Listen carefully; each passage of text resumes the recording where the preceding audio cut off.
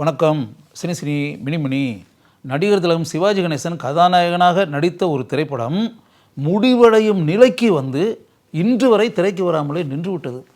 அப்படின்னா அப்படி ஒரு விஷயம் இருந்துச்சுன்னா உங்களுக்கு ஆச்சரியமாக தானே இருக்கும். உண்மையாகவே எனக்கு ஆச்சரியமாக தான் இருக்குது. எதுக்காக சொல்கிறேன் அப்படின்னா, நான் பள்ளிக்கூடத்தில் படிச்சுக்கிட்டு இருக்கக்கூடிய காலகட்டத்தில் அது நடிகர் திலகம் சிவாஜி கணேசனுடைய ரசிகன். சிவாஜி என்ன படத்தில் நடிக்கிறாரு, அது எப்போ ரிலீஸ் ஆகுது, எவ்வளோ வந்திருக்கு, முடிஞ்சிருச்சா முடியலையா இப்படின்றதெல்லாம் ஆவலாக நான் பார்த்துக்கிட்டு இருக்கக்கூடிய ஒரு காலகட்டம். அப்போ வந்து பேசும் படம் அப்படின்னு சொல்லிட்டு பிரபலமான பத்திரிகை, மாத இதழ், பொம்மை மாத இதழ், இதெல்லாம் ரொம்ப ஃபேமஸான பத்திரிகைகள் அந்த காலத்தில்.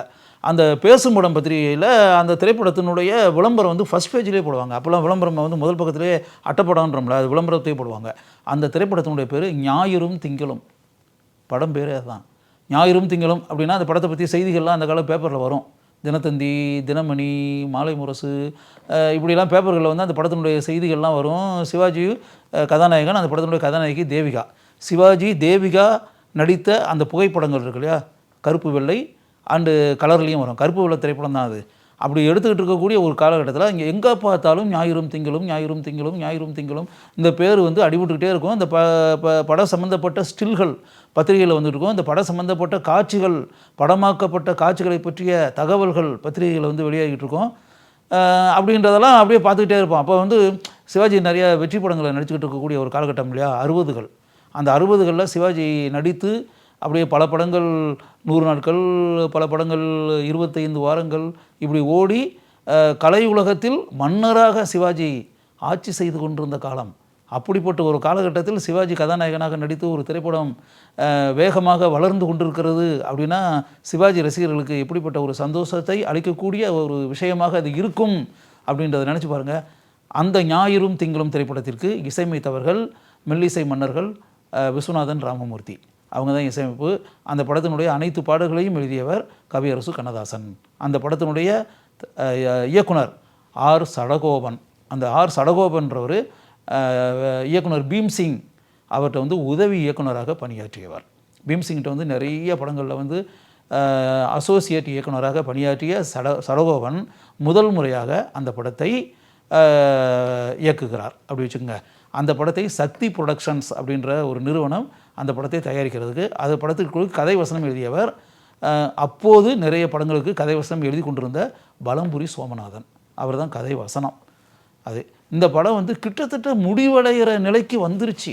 இப்போ உதாரணத்துக்கு அடுத்த மாதம் வெளியீடு இப்படிலாம் போடுவாங்கள்ல, அந்த பேட்டர்லாம் வந்து எல்லா பத்திரிகையிலும் விளம்பரங்கள்லாம் வந்து பெரிய அளவில் பேசப்பட்டு பெரிய அளவில் எதிர்பார்ப்பு உண்டாகி அப்படின்னு அந்த படம் ஏன் திரைக்கு வரவில்லை அப்படின்றது எனக்கு தெரியல. ஏன்னா இப்போ இருக்க மாதிரினா இப்போ சினிஃபீல்டில் நான் வந்து 35 வருஷத்துக்கு மேலே சினிஃபீல்டில் இருந்து அப்படியே பிஆர்ஓவாக வந்து 200 படங்களுக்கு மேலே வேலை பார்த்து இப்படின்ற மாதிரி இருந்துச்சுன்னா இன்றைக்கி இருக்கிறதுனா துருவி விசாரித்து அந்த படம் என்ன ஆச்சு. இப்போ கூட நான் உண்மையாகவே உங்கள்கிட்ட பேசிகிட்டு இருக்க நேரத்தில் இப்போ அதை யோசிக்கிறேன். அது சம்மந்தப்பட்ட ஆட்கள் போய் யாரும் இருக்கிறதுக்கு வாய்ப்பு இல்லை.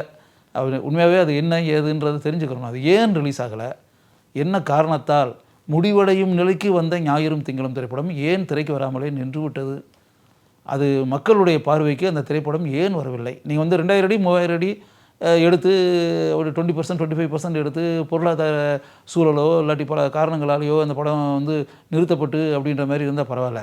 முடிவடையும் நிலைக்கு வந்த ஒரு திரைப்படம் ஏன் திரைக்கு வராமல் போய்விட்டது அப்படின்றது ஒன்று இல்லையா. இப்போ சிவாஜி அதில் கதாநாயகன் நடித்து, அதில் கேஆர் விஜயா, தேவிகா நடித்து, கேஆர் விஜயா கூட அதில் நடிச்சிருக்காங்க, முத்துராமன் நடிச்சிருக்காரு, விகே ராமசாமி அதில் நடிச்சிருக்காரு, இன்னும் சொல்ல போனால் கேபி சுந்தராம்பாள் அதில் நடிச்சிருக்காங்க. அவங்க படத்தில் பாட்டும் பாடியிருக்காங்க அப்படின்றது.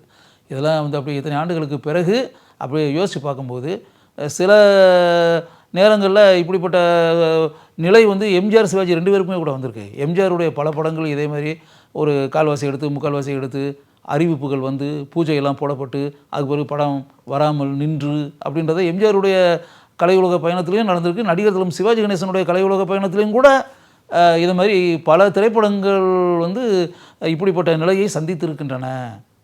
அப்படிப்பட்ட நிலைகளை சந்தித்த திரைப்படங்களில் ஞாயிறும் திங்களும் என்ற ஒரு திரைப்படமும் நடிகர் திலகம் சிவாஜி கணேசனுடைய கலை உலக பயணத்தில் இருக்கிறது என்பதை நீங்கள் தெரிந்து கொள்ளுங்கள்.